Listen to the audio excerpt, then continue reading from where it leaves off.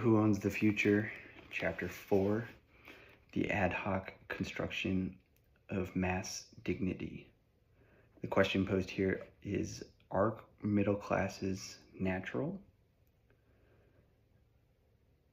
Technological progress inevitably inspires demand for greater benefits than it has delivered at a given time.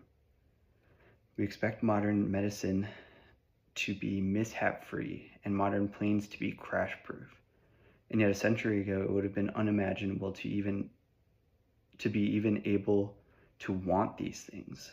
Modern finance similarly pairs benefits with frustrations.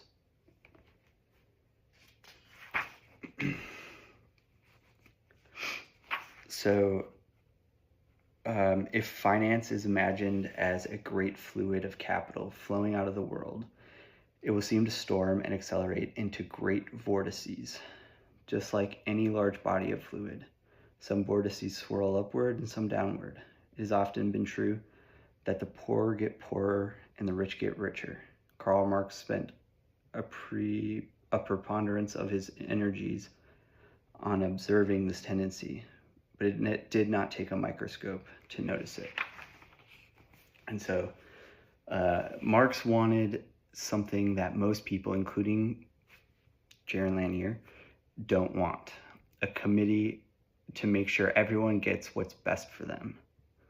Let's reject the Marxist ideal and instead consider the question of whether markets can be counted on to create middle classes as a matter of course.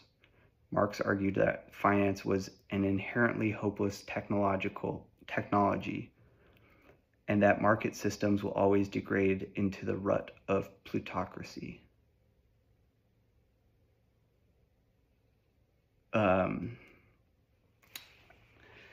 So interesting start to this is that technology-wise, first of all, a mindset with that is that wherever we currently are, whatever our current experience is, we always demand more benefits than it has delivered at a given time. So that's where this idea of, I guess we'll get into it a little bit later, but planes, the idea of, or actually I did say that, modern medicine to be mishap-free and modern planes to be crash-proof. But a century ago, to imagine the benefits of planes as they are today would have probably been enough for what they were looking for. So great wealth is naturally persistent, generation to generation, as is deep poverty, but a middle-class status has not proven to be stable without a little help.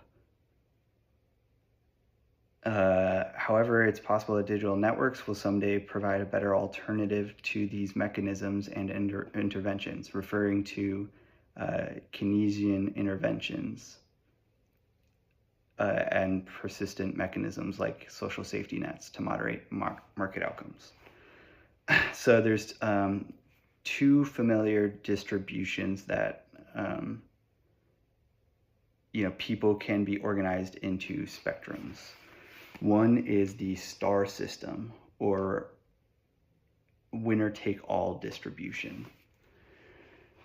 And so this idea here is like movie stars or rock stars, sports stars, for example. So a very small number of top winners with a long tail of poor performers. So the success is consolidated at the top. So winner-take-all distribution. It's also true for tech startups. Only a few succeed, but those that do can amass stupendous fortunes.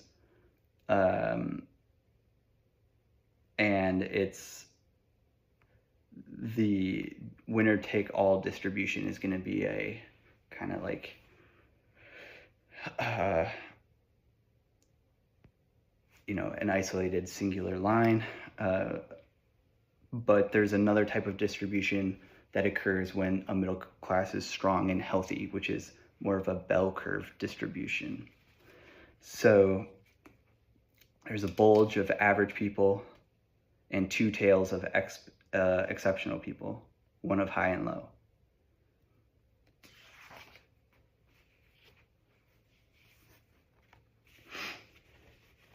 So then he gets into talking about, so he's talking about the curves, and then we're into this idea of tweaks to network design can change distributions of outcomes. So winner-take-all distributions come about when there is a global sorting of people within a single framework. Is there anything wrong with the winner-take-all outcomes? Don't they just promote the best of everything for the benefit of everyone? And there definitely are cases where winner-take-all contests are beneficial. It's beneficial to scientists to have special prizes like the Nobel Prize, but broader forms of reward like academic tenure and research grants are vastly more beneficial. So alas, winner-take-all patterns are becoming more common in other parts of our society. The United States, for instance, has famously endured a weakening of the middle class and an extreme rise in income inequality in the network age. Winner-take-all contests should function as the treats in an economy, the cherries on top. To rely on them fundamentally is a mistake, not just a pragmatic or ethical mistake, but also a mathematical one.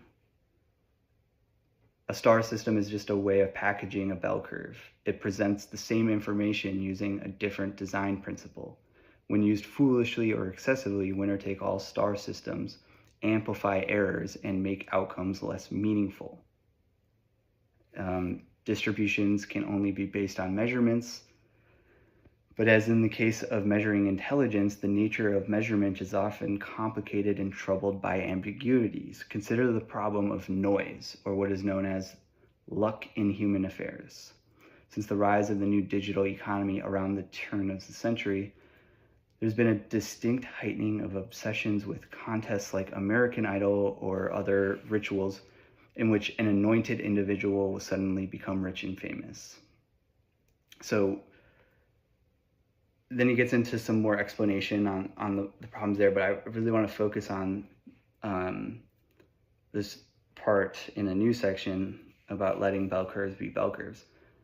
But star systems in a society come about because of a paucity of influential sorting processes. If there are only 5 contests for stars and only room for 5 of each kind of star, then there can only be 25 stars total. So think about that, across, they're using American Idol, America's Got Talent, the X Factor, shows like that, right? But even in, take that out, zoom out abstractly here and consider, the music industry as representing this. There's really only a handful of profitable genres that people can be stars in, current modern stars. So hip-hop, rap, pop, alternative, and maybe electronic.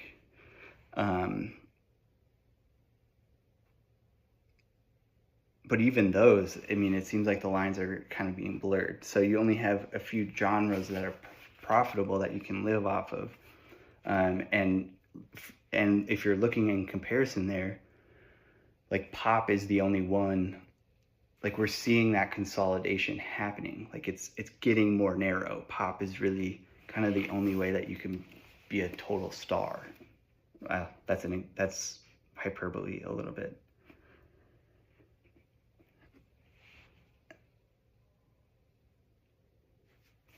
um,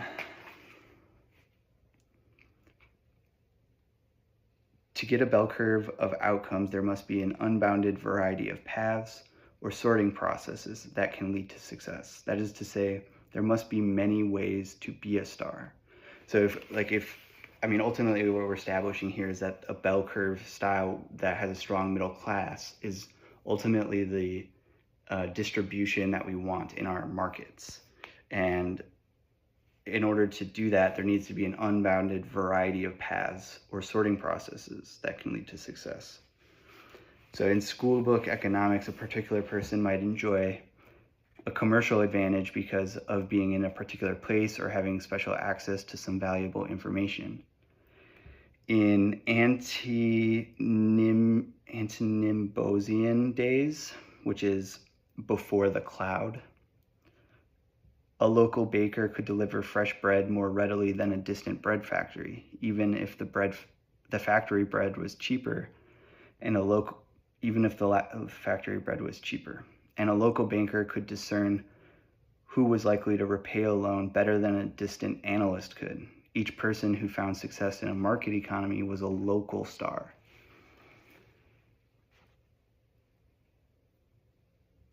Local stars. This is an idea, okay, and this is connected to a thread that I've pulled before on hyper-local focus on, like, again, yeah, having local stars, having, local businesses be star, like all of that. But don't get hung up on that. I'm just connecting a thought there. Digital networks has thus far been mostly applied to reduce such benefits of locality, and that trend will lead to economic implosion if it isn't altered. This is what I've been talking about with national brands, corporations, operating in such a way that local business can't compete with. That national brands are now somehow both national and local. And we'll get into that more in later chapters. But for now, consider a scenario that could easily unfold in the next century. And this is something that I know is actually being worked on and is real deal. And it's also, just like as a side note, a major motivator, like in space exploration. This is something that they would need. And so you can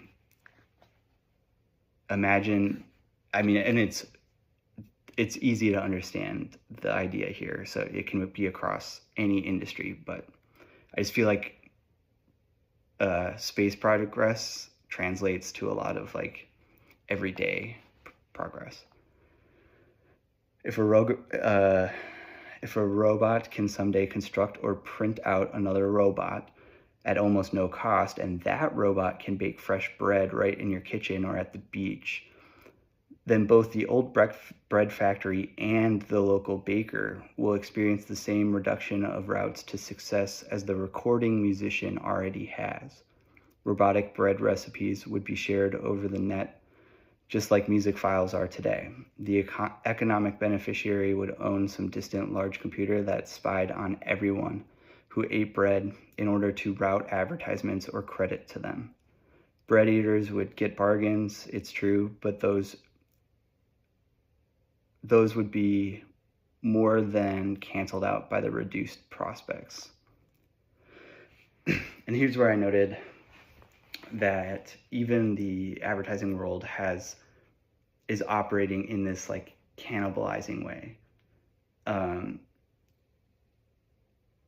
So that speaks more to the reduction of benefits of locality. That, wow, yeah, and I guess he is calling that out, but as advertisers get better at identifying individuals and location-based strategies,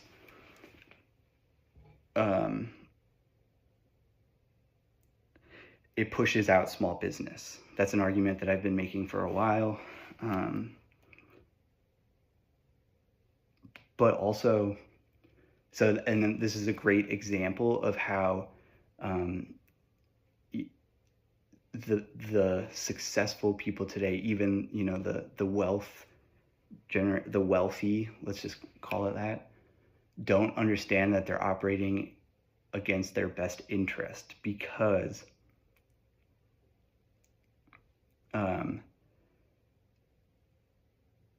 advertising is consolidating all of the benefits of advertising to the highest spenders, and at the same time, that is essentially killing competition and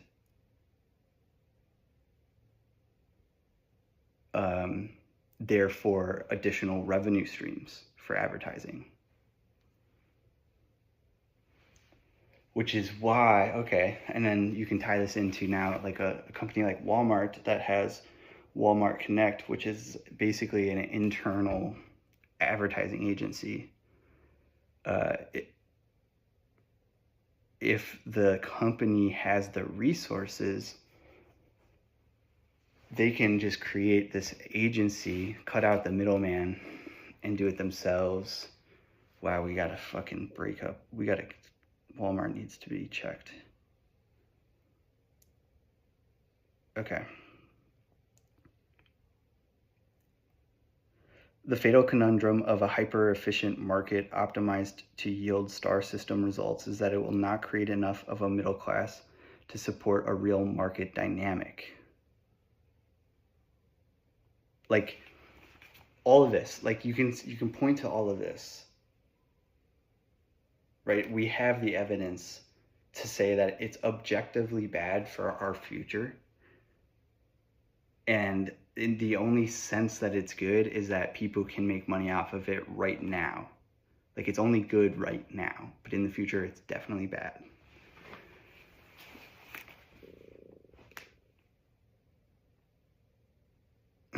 Even if factories and banks are made obsolete, and this is likely to happen in this century, the underlying principle will still apply. It is an eternal truth, not an artifact of the digital age. I'm gonna have to go back and, sorry. So to go back to that fatal conundrum of hyper-efficient market to yield, a market economy cannot thrive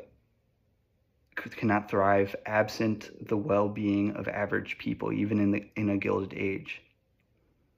Gilding cannot float. It must reside on a substrate. Factories must have multitudes of customers. Banks must have multitudes of reliable borrowers. So that's where we get into, even if factories and banks are made obsolete. The prominence of middle classes in the last century actually made the rich richer than would have a quest to concentrate wealth absolutely. So a good example of that here, which is, I hate to give him any kind of props, and maybe I don't know, maybe I need to like get into his world, but Henry Ford, for instance, made a point of pricing his earliest mass-produced cars so that his own factory workers could afford to buy them. It is that balance that creates economic growth and thus opportunity for more wealth. Even the ultra-rich are best served by a bell-curve distribution of wealth in a society with a healthy middle class. Like, I love that, and it seems like common sense, and I think truth appeals to common sense. Like, if you're producing something, how hypocritical is it when you produce something that your own workers can't afford?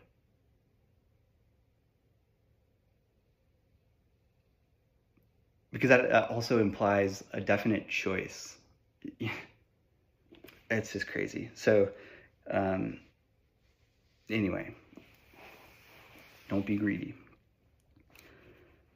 An artificial bell curve made of levees Before digital networks, eras of technological development often favored winner-take-all results.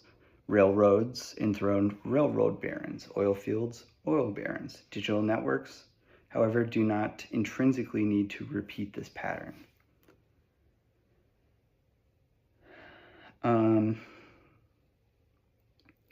Levees are broad dams of modest altitude intended to hold back the natural flow of fluid to protect something precious. A mountain of them rising in the middle of the economy might be visualized as a mountain of rice paddies. Middle-class levees came in many forms. Most developed countries opted to emphasize government-based levies, though the ability to pay for social safety nets is now strained in most parts of the developed world by austerity measures taken to alleviate the financial crisis that began in 2008. Some levies were pseudo-governmental. In the 20th century, an American form of levy creation leveraged tax policy to encourage middle-class investment in homes and, at the time, conservative market positions like individual retirement accounts. So then there's also hard-won levies, academic tenure, union membership, taxi medallion ownership, copyrights, patents, and more.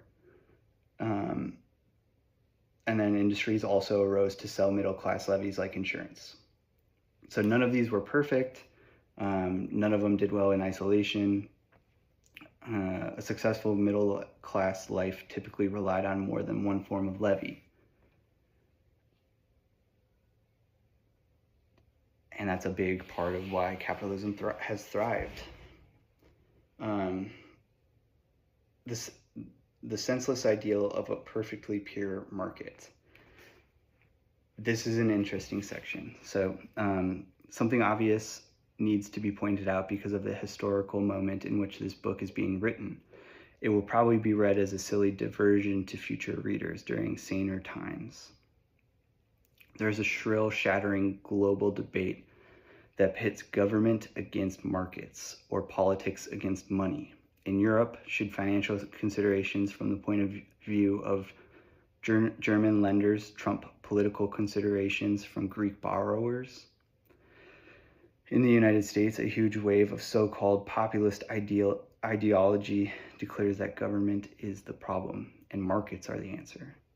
To all of this, I say I am a technologist and neither position makes sense to me. Technologies are never perfect. They always need tweaks. And that right there kind of captures like the section and kind of a next big portion of this chapter. But really, again, just he's kind of mastering the duh here. If we think of our markets as, technologies abstractly, or, in whatever way, it's just insane that we would consider, first of all, something so complex to be perfect. Like, rarely is anything perfect. So why would we assume, why would we put all of our stock into this idea that it is perfect? Being an absolutist is a certain way to become a failed technologist. Markets are, okay, here it is. Markets are an information technology. A technology is useless if it can't be tweaked. If market technology can't be fully automatic and needs some buttons, okay, I gotta do the whole thing. You might, for example, want to design a tablet to be pristine and platonic without any physical buttons, but only a touchscreen. Wouldn't that be more perfect and true to the ideal? But you can't ever quite do it. Some extra physical buttons to turn the thing on, for instance, to turn out to be indispensable. Being an absolutist is a certain way to become a failed technologist. So then the markets are an information technology and it's useless if it can't be tweaked. If it can't be fully automatic and needs some buttons, then there's no use in trying to pretend otherwise. You don't stay attached to poorly performing quest for perfection. You fix bugs.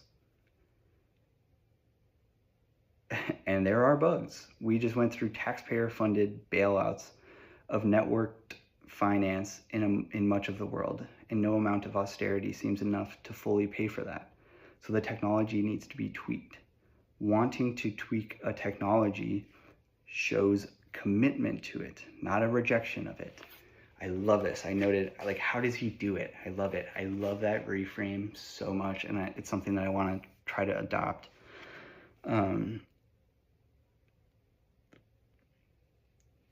Because it's the frustration that I have with Sony, like, wanting to tweak, wanting to make something better doesn't mean that I'm rejecting the thing.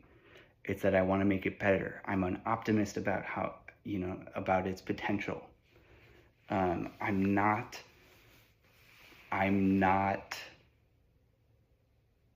criticizing it at its core value. I'm criticizing our inability to, or our inability to access its full potential, something along those lines. Please don't pretend there's some pure form of capitalism we should be faithful to. There isn't. And okay, so income is different from wealth. During the mortgage craze of the baby years of the 21st century, there was a popular book called Rich Dad, Poor Dad.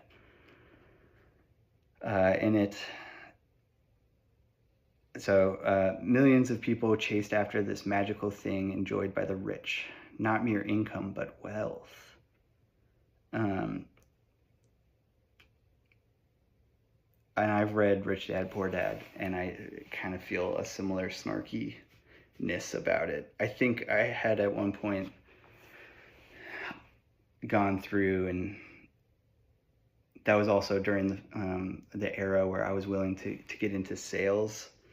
I had given up on, like, my ideals and my morals, and was like, I just got to make money. And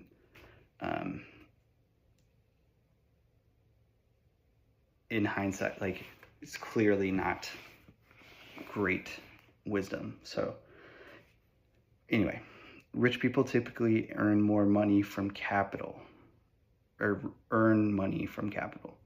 They have invested in real estate, stocks, or more rarefied opportunities, and money sloughs out of those positions. The rich have internalized a psychology of finance as opposed to accounting. Another way to put it, the rich enjoys big levies in the flow. Levies grow naturally and gracefully at the upper extremes of wealth. Wealth, for the most successful people, becomes like the ocean that rivers empty into after a great storm of commercial transformation. It is easier to stay rich than to get rich. The still missing piece of the puzzle of capitalism is how to create a less ad hoc, more organic middle class sustaining form of wealth, as opposed to mere income. The ideal mechanism would be fluid enough to reward creativity and not turn it into a moribund power base for committees. Design ought to nonetheless be tough enough to withstand inevitable giant hurricanes of capital flow, which will surely appear as new technologies unfold in this century. It ought to be graceful and ordinary and not dependent on all or nothing life events like getting into a union. A robust solution would be scalable, meaning that it would be strengthened, not weakened, as more and more people embrace it.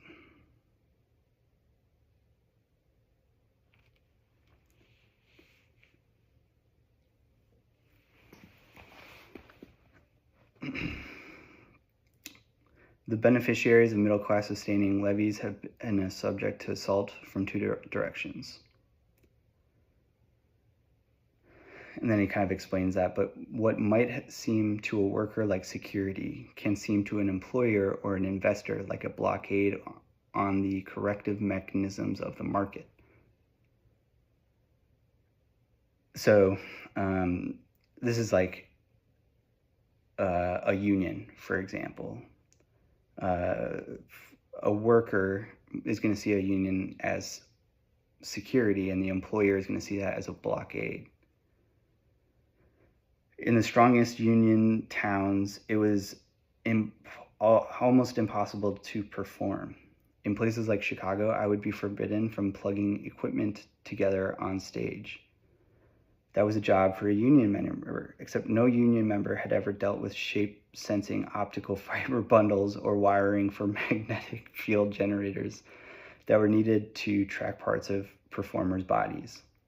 So we would hit an impasse. It was absurd.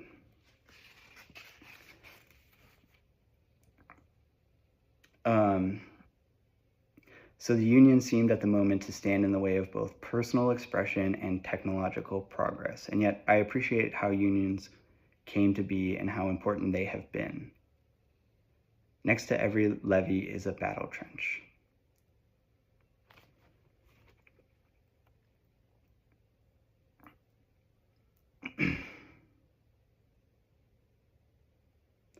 What might be called upper-class levies, like exclusive investment funds, have been known to blur into Ponzi schemes or other criminal enterprises.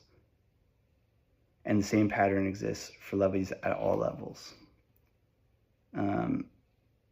Criminals easily exploited certain classic middle-class levies. The mob famously infiltrated unions and repurposed music royalties as money laundering scheme.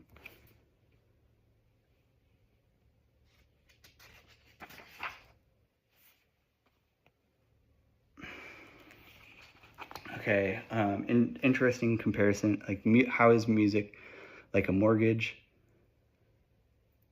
The principal way a powerful, unfortunately designed digital network flattens levies is by enabling data copying.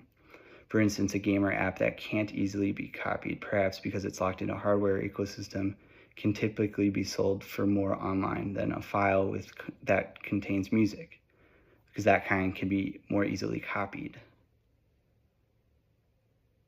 There's an endless debate about whether file sharing is stealing, but we're going to avoid that for now because, and to get ahead of that argument,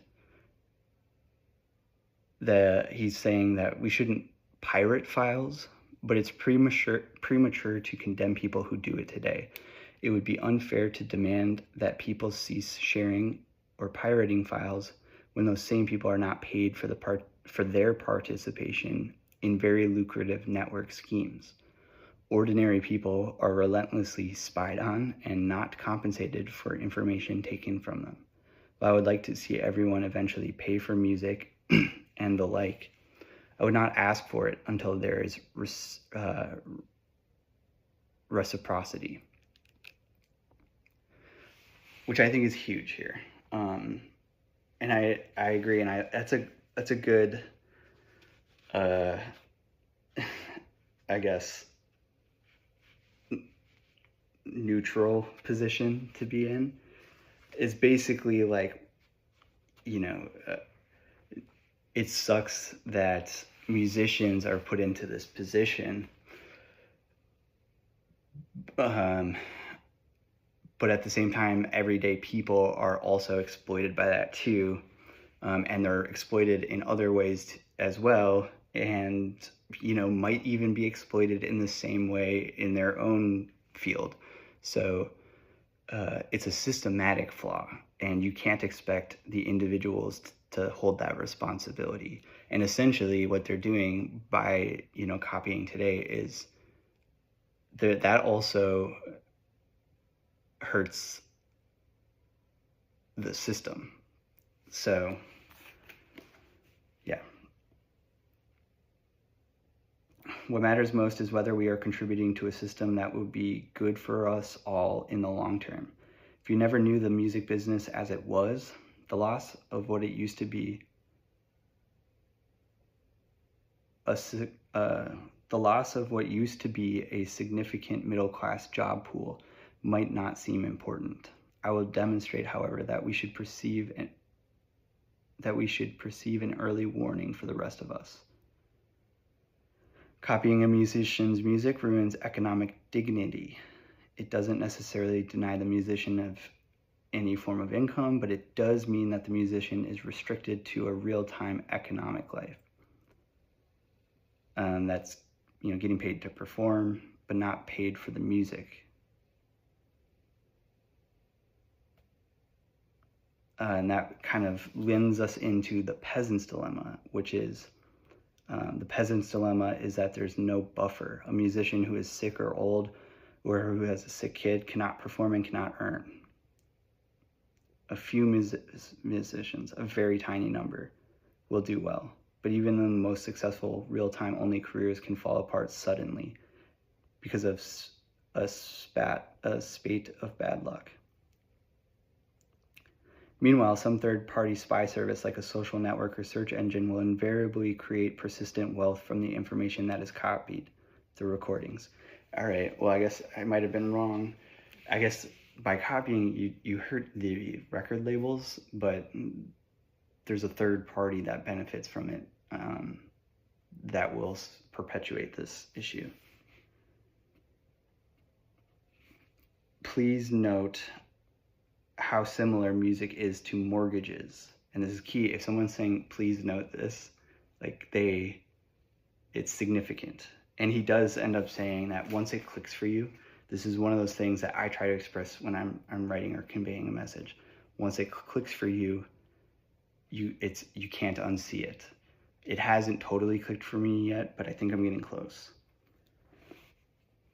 When a mortgage is leveraged and bundled into complex, undisclosed securities by unannounced third parties over a network, then the homeowner suffers a reduced chance at access to wealth.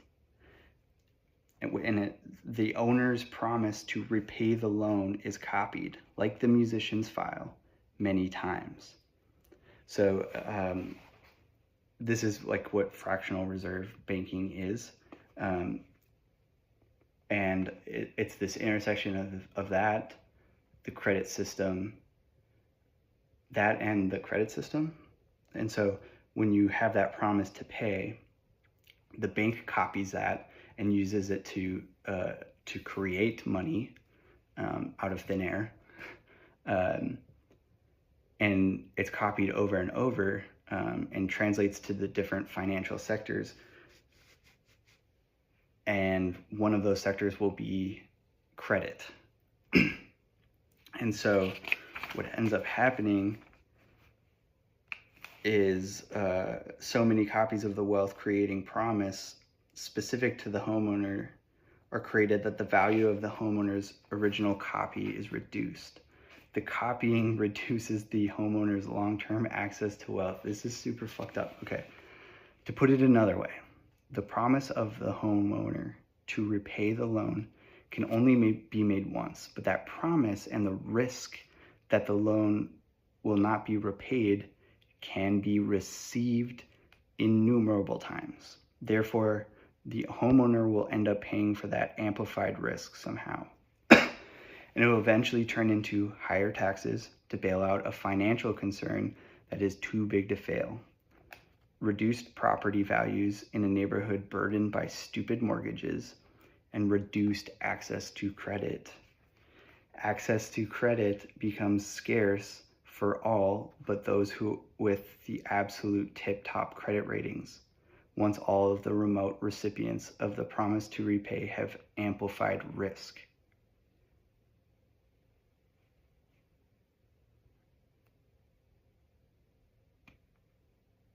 Once you see it is so clear, a mortgage is similar to a music file. A securitized mortgage is similar to a pirated music file. In either case, no immediate harm was done to the person who once upon a time stood to gain a levy benefit. Nothing but an abstract copy has been created, a silent small change far away. In the long term, the real people at the source are harmed. All right, so just to wrap our head around that a little bit more, this idea of copying, It shows up everywhere. You have this promise to repay it with the bank, and then the credit system has that under file. So then this promise to repay affects this promise to pay over time, right? It's then reflected in credit, which then makes you a riskier person for anything else. Which is fine, like it kind of logically makes sense, but when the system starts to fracture, it gets exposed that that's not an ideal, like having that be the primary structure is flawed. Maybe there's a way for that to function somehow, but as it currently stands, it doesn't work because, take a mortgage, for example, or student loan debt. Like, that's what I've been saying, where we're enslaved to debt for our entire lives. Like, that's the problem with the system. And it starts early and earlier for each coming generation. So that's where I've discussed the idea of the goalposts being moved on